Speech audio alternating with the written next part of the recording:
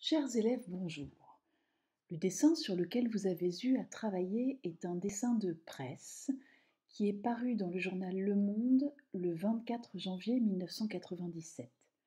L'auteur de ce dessin est Sergueï.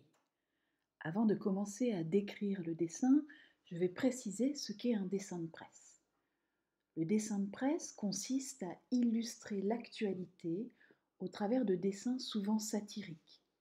Avant l'arrivée de la photographie dans la presse, le dessin était, avec la gravure, le moyen de représentation le plus couramment utilisé. Avec l'avènement de la photographie, il est devenu secondaire. Se distinguant progressivement d'un simple rôle figuratif, le dessin de presse est devenu un moyen de contester la politique d'un gouvernement et plus généralement de donner une opinion critique ou une interprétation personnelle, comme l'éditorial. Revenons au dessin de Sergueï.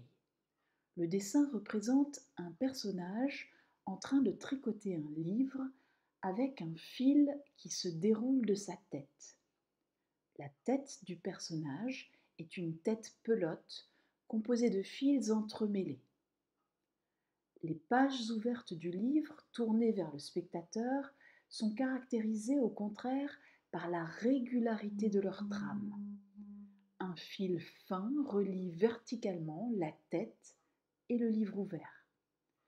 Deux diagonales sont formées par les droites très tranchantes des aiguilles et le point d'intersection amène le lecteur au centre du dessin, le livre. Cherchons maintenant à comprendre ce que Sergueï a voulu délivrer comme message. Son dessin représente le travail autobiographique. La pelote tête représente l'identité du sujet et son passé. Les fils sont emmêlés. La mémoire et la connaissance de soi s'avèrent parfois approximatives. Le livre, lui, présente une trame régulière. La matière confuse du souvenir a été organisée et ordonnée par l'intermédiaire du travail autobiographique. Entre les deux, l'intermédiaire, l'outil, les aiguilles à tricoter, représente l'acte d'écriture, un travail d'artisan qui permet de se structurer.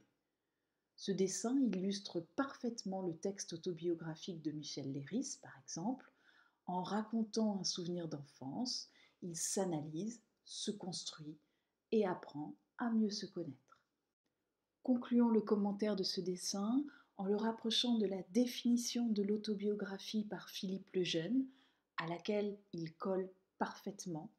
L'autobiographie, nous dit Philippe Lejeune, est un récit rétrospectif en prose qu'une personne réelle fait de sa propre existence lorsqu'elle met l'accent sur sa vie individuelle, en particulier sur l'histoire de sa personnalité. Bonne journée.